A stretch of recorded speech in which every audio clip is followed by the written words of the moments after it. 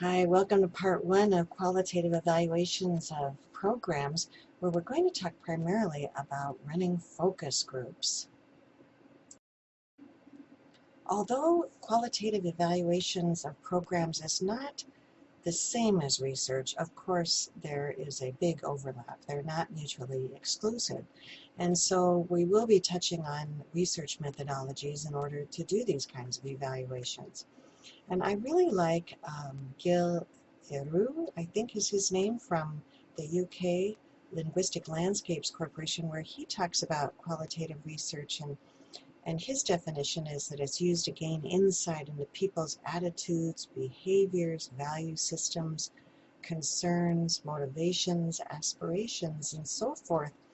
So it's really diving below what you get on the just questionnaires and so forth. Really gives you that more in-depth knowledge that sometimes we need in order to make some good decisions about revising or whether to go on with a program.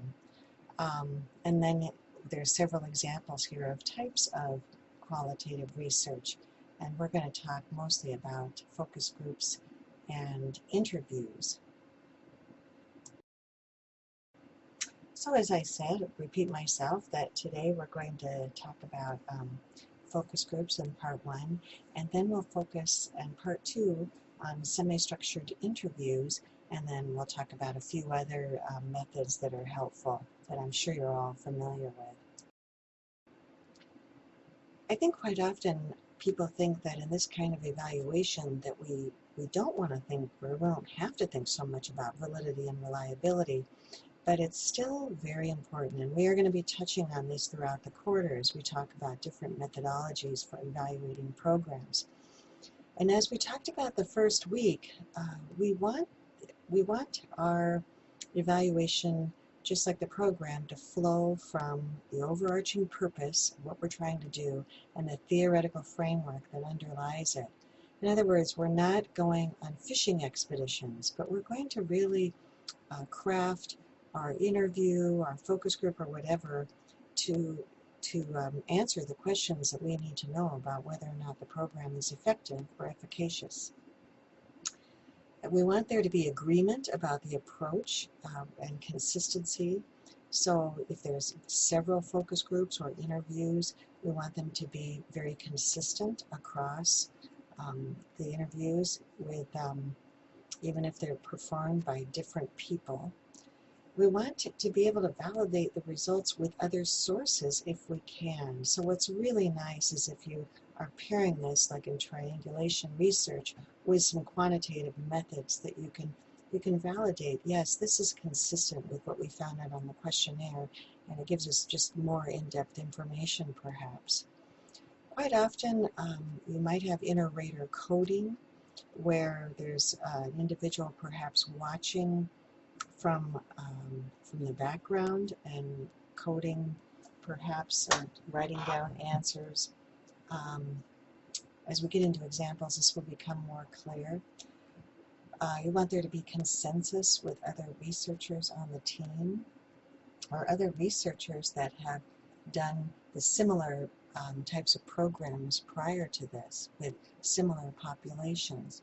It's really nice to have a trained facilitator if you're doing a focus group, and very nice to have a scribe. And as we talk about that, we'll talk about recording that as well is very helpful, recording the dialogue.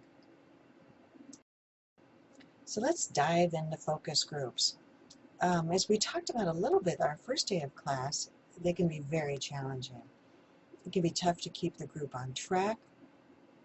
Keeping the answers fresh and unbiased is very hard. You might end up going down a path that you didn't really want to. This, the caveman example, I think, was certainly an example where they just started going down this road of how the wheel just may not work. They just couldn't even imagine that it was going to work, and the whole thing kind of went south on the facilitator. So a couple of ways that you can keep answers fresh is to ask a question and then ask people to think about their responses before answering, so that you don't have one person answering first and then everybody else sort of going down that same path. So you could ask them to write down their initial thought or preference and then turn their paper over and then go around one by one and ask them to share what was on their paper is one method that I've seen done very well. It's sometimes very difficult to engage those who are soft-spoken and contain those who tend to dominate. I think those are two of probably the biggest challenges in running a focus group. And so making that, really keeping track of who has spoken and who hasn't, and saying very nicely, that's great. Jim, thanks for sharing that. I'd like to hear now from Sally, who really hasn't said a whole lot. What are your thoughts on that?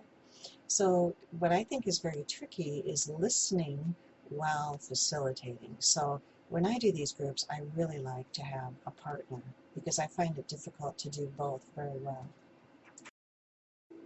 So let's just talk about some pragmatic things about managing a focus group, and I think these are no-brainers if you think about them. The location, the time needs to be convenient for people. You need to begin and end on time. Set up refreshments if you can, but set them up beforehand. It's really nice gesture for people to have at least some water to drink. Participants normally are seated in a circle. I have been in a focus group where it was a long table, and I found that as a participant kind of difficult. Most people say that 6 to 8 participants is the max. I find, or 6 to 10 is what this says.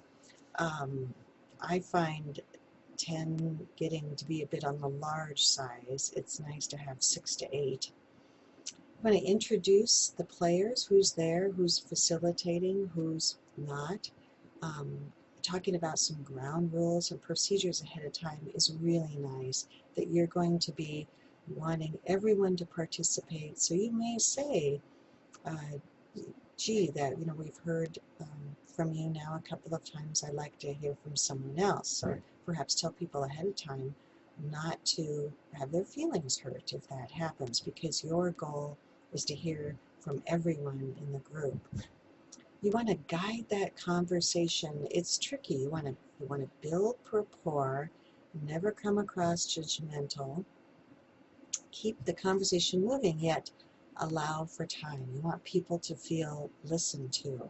I've seen some great examples of focus groups, and I've seen some that were not so great.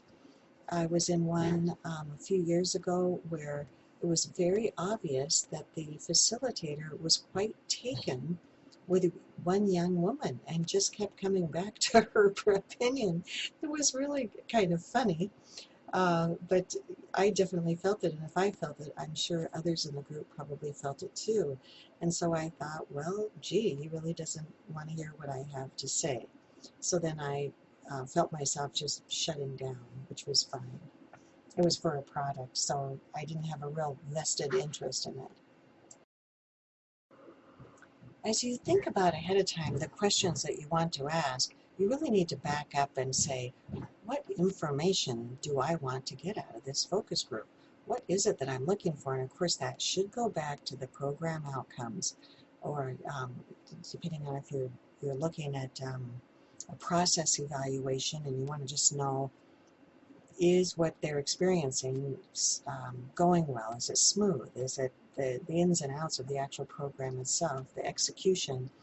If that's what you want to know, you need to really think about and formulate questions that get at those answers for you, rather than just, as I said before, go in and have it too open-ended. And yet, you do want to have some open-ended questions. And so these are some good examples, I thought, of some open-ended questions that you could have. If you could say one thing about whatever, what would it be? What's the most important thing about whatever? What stood out as particularly good? Suppose you were to change or could make one change to the program. What would that be? Suppose you were advising someone about X. What would be your best piece of advice to that person that you would pass on? So just some good examples, I thought, of open-ended questions. You may also include some close-ended ones, but if you really want to get some dialogue going to get at that deeper feelings and opinions piece of people, open-ended questions will get at that. Encouraging participation is sometimes kind of difficult in a group. It depends on the group and the sort of the culture or personality of that group. So you might say, tell me more about that idea. Can you elaborate on that when someone comes up with kind of a neat idea? Can you give me an example when people say they don't like something? Or can you elaborate on that? What in particular didn't you like when you blah, blah, blah? Does anyone else want to talk about that particular opinion? Did someone else have a similar experience or have a different opinion or experience?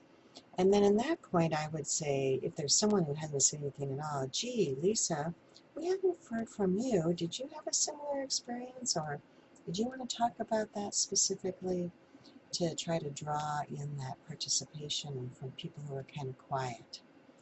Focus groups can also be difficult if you have a group where it's culturally not really acceptable to criticize.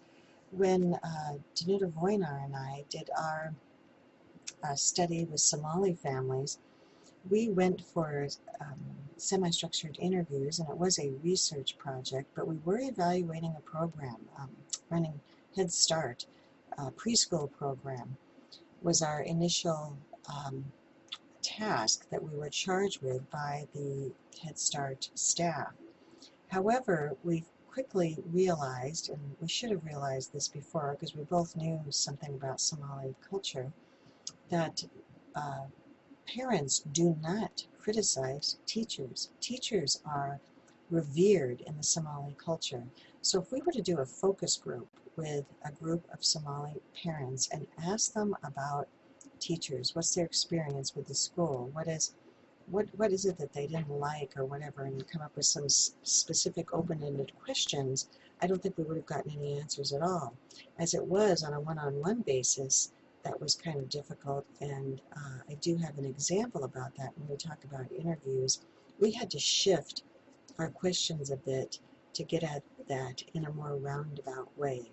So on to advantages and disadvantages of focus groups, and that is one of them, that it may not be culturally appropriate. So some advantages of focus groups, you have the influence of that group context, which can be a double-edged sword in that it can really, the whole group can go down one path that you didn't really even anticipate. And I have a funny example of that in a little video that you'll watch after this, where a group is evaluating a movie, and they end up going down some very interesting paths that I don't think the facilitator had anticipated. So but sometimes the influence of the group context can be very positive, and then it can spark some creativity that other people didn't think about on their own, and people might build on each other, which can be really helpful. You do get a variety of opinions, hopefully. You get more depth of information as we talk about, and it's useful for exploring initiatives sometimes. So if you're trying to decide if a program might be beneficial for a population and you're in the stage of designing the program, I think it's really nice to use it for exploratory initiatives. I have used focus groups, as I said before, in design projects, and that's extremely helpful. So some of the disadvantages of a focus group are, there's of course a lot of time and effort to conduct a focus group.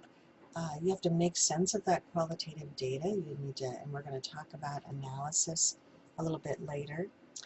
Sometimes numbers are just cleaner. If you want to know what % of people feel this way or that way, and I'm a very numbers person, and I do love numbers. People might be shy. They may not participate equally, certainly. They could feel very intimidated by other members of the group. There can be some challenging group dynamics. You might get into a situation where you didn't even realize people know each other and don't like each other, or that dislike may come up